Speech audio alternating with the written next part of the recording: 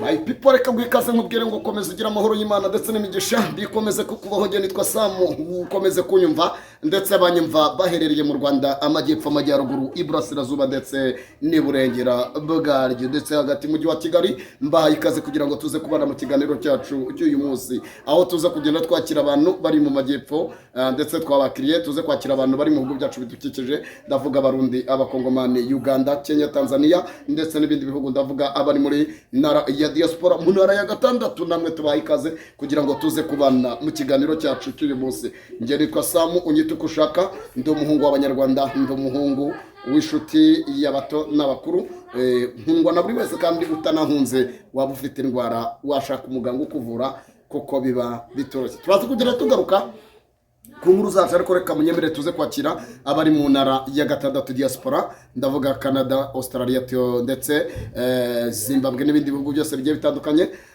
ku bihugu biri ku mugabane w'Uburayi tubabwira ngo nimukomeze kugubwa neza kandi mukomeze kugira amahoro y'Imana hanyuma rero turaza kugenda tugaruka ku nkuru ziri kugenda zivugwa hirya ndetse no hino aho tuza kugenda tugaruka ku nkuru zimwe ziri kugenda zivugwa ariko turagaruka ku nkuru imwe ariko tuza gutindaho cyane twibandeho ku witwa Mishu ndetse tuze kuvuga n'uwitwa Danizo turavuga garuka kuri Mishu Danizo n'abitwa Babora ndetse n'uwitwa Teresa abangaba naba komedie cyangwa se nabakenyi ba filimi ariko hagati yabo ni timu ngari ndetse umuriro uri kwaka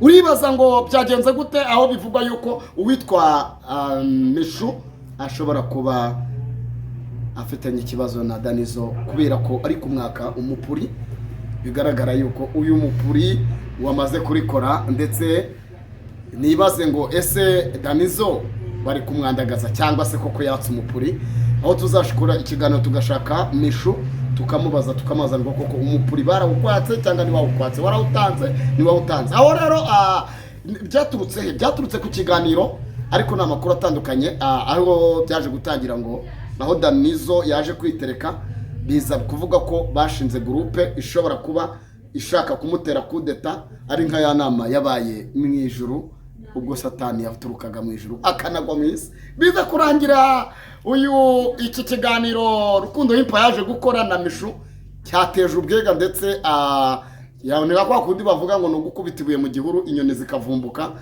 ngo bamare bakubitemo ibuye tubona inyoni ziriteretse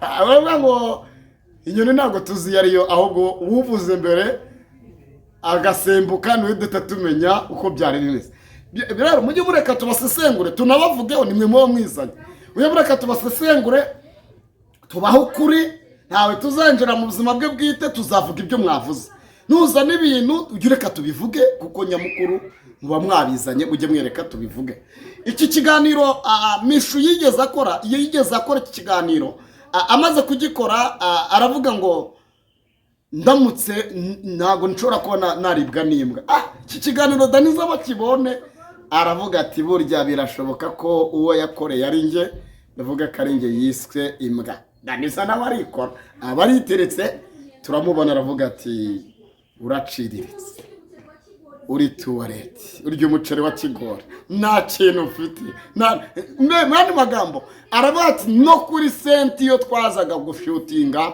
no kungurira amazi ntabwo ari kubishobora no kurya byari kubaho uyu Mishu aricara aritereka akora umwandiko ahereza kuri Danizo we ndatekereza ko iki kiganiro Danizo yagikoze ababaye cyane afite agahinda mu mutima avuga ati n'uwarya imbwa yarya inzungu ntabwo naryamana n'umukade cyangwa n'umukecuru Dani bigaragara ko yahaye kuri witwa Mishu aravuga ati sinaryamana na kade cyangwa umukade aza kugira kandi kantu yavuze ngo ati uyu Mishu yihakana abana kandi akagenda avuga ko afite umwana we kandi ari umugore ubyaye kabiri Mishu nawe akitereka ati ntabwo nakwihakana abana kuko nagiye muvuga ahantu hatandukanye kuri Gisiraje n'ahandi bigaragara yuko njye natakwihakana umwana dore ko n'abanyamutara tubyara abana beza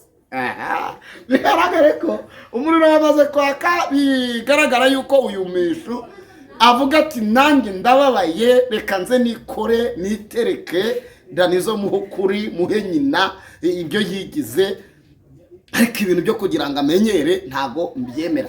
Rero ndatekereza ko anibaza ngo ese reka tugaruke nyuma, kuki muri sinema nyarwanda habamo koko nkuko bivugwa ruswa isingiye ku gitsina ibamo?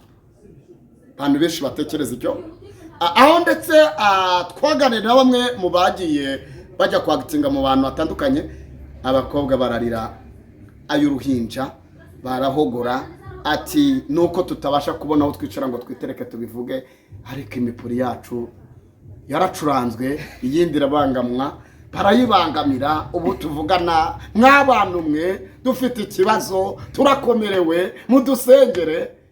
Ibintu birakomeye, bigaragara ko haba muri showbiz cyangwa se muri sinema nyarwanda, ndetse ibintu bikomeje gufata indi ntera.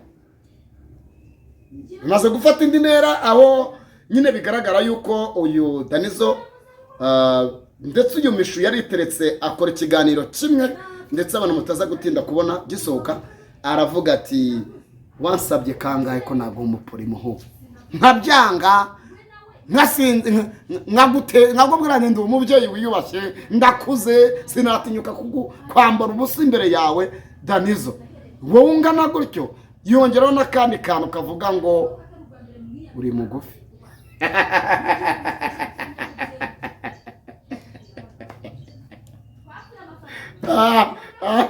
No, niba ubugufi bwa Danizo rero buraza gutuma ataza kubona umugore, ntago mbizi. Nabonye live yaje gukora mu gitondo yiteretse, ndetse baza gusobanura kuri bamubazaga ngo dufata, yaje kumubaza kuri Mishu, aramubaza ati ibi ni ibiki, aravuga ati ibyo buvuga ni ukuri cyangwa niye mpamvu. Arababwira ati njyewe twapfuye yuko uyu Mishu yakoze timu n'uwitwa Bora n'abandi bakinnyi banjye bashaka kumubita kudeta, baneranye ku nkorera wo mu diaspora utari mu gihugu cy'u Rwanda, unyiricano banyirukane, biza kurangira njyewe mbimenye nangira guhita mwirukana. Ariko Mishu avuga ko ashobora kuba yaratandukanye na Danizo kubera amafaranga yakoraga ntamwishyure, ndetse bivuga ko yivumbuye ku note y'ibihumbi 10 bikaza gutuma ahagarika akazi.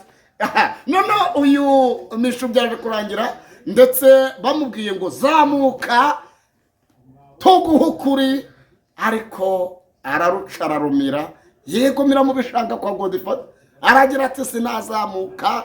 Bamwe ati telefone irazimye, abandi naye mu biza afite.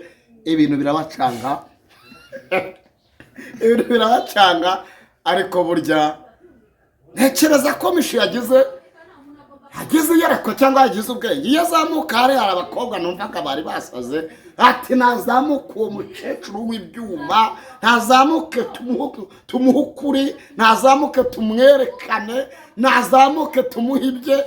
Ndumirwa ndavuga noneho Mishu yabyumvise nawe ubwoba buramukubita, ngiye kora mbona neza aho yararemenye ibere ryose ryikunja, ati se nazamuka, bano bantu basaze. Rero nekereza yuko uyu Mishu amahirwe yagize nuko atazamutse kuri live ya Godfather, ndetse bigaragara yuko nyine yagize ubwenge. Hanyuma tukibaza ngo hagati ya Danizo na Mishu ikibazo kirimo niki, ariko cyane cyane aho Danizo ari guhamagara bamwe mu bakinnyi bitwa ba Bora, akababwira ngo muri yibeshya mujya kwa Rukundo Empire mugakora ikiganiro, ntabwo biraza kungwa amahoro.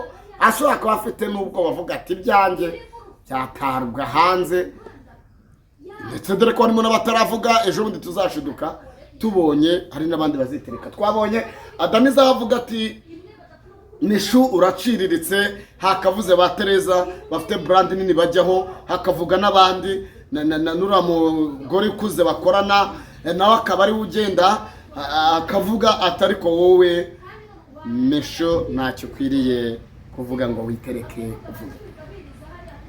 twibaze ngo ese kubera iki ibi bikomere byashoboka kuba biri muri urubyiruko nyarwanda rukeneye kuzamuka ngo ruve ku rwego rumwe rujye ku rundi rwego, ariko wagira gahunda yo kuba wajya kwitereka ngo uwagatinge cyangwa se ufate sente baguhaye uzikore, ukabangamirwa yuko udatanze ruswa ishingiye ku gitsina. Ni ikibazo. Ibi bintu byaba bimeze nka ya Miss Rwanda yigeze kubaho muri iki gihugu cyacu bikarangira ihagaritswe bitewe nuko yari yajemo bitwa babihemu cyangwa babihehe. No muri sinema nyarwanda izi bihehe zijemo cyaba ari akawumiro, kaba ari akaga.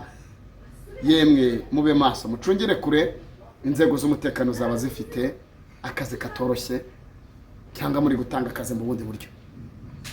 Rero ndabashimiye cyane, reka bashimire ku kiganiro cyacu dukoze, cyangwa se abantu bakurikirana ukore subscribe, udushigire comment kugira ngo tujye tubana nawe, tubwire uko ubibona, uko ubyumva. Ese birakwiriye ko ruswa muri bino bintu by'imihanda ikwiye gukoreshwa? Birakwiriye ko ushobora kwanga mugenzi wawe ukamuharabika? Birakwiriye ko ushobora kwanga mugenzi wawe ukamuhimbira ikinyoma? Birakwiriye bivuga ko ngo uyu mishunga ngo ibyuma nganywa iki? Nkibaza, ikibazo ni ukunywa ibyuma? Ikibazo ni uko yishe akazi? Ikibazo ni uko anywa izo nzoga? Ariyandarika? Ni ikibazo gikomeye. Twabonye n'ejo bundi abantu basitari bamwe bagiye bafungwa, abandi bajya za gereza, abandi bakorerwa iki, ariko ibyo turabibona. Reka bashimire cyane, kore cyane kugira ngo utere imbere. Uyu ni umwaka wo kwitekerezaho twinjiyemo, wo gukora cyane ugatera imbere, ukava mu cyiciro kimwe ukajya mu kindi. Ndabakunda, ndabashimiye. Yari Gesamu rero, reka bashimire cyane, mbaye ikaze kugira ngo tujye tubana mu biganiro byacu bya buri munsi. Nakagarutse, murakoze cyane, Imana ibahe umugisha.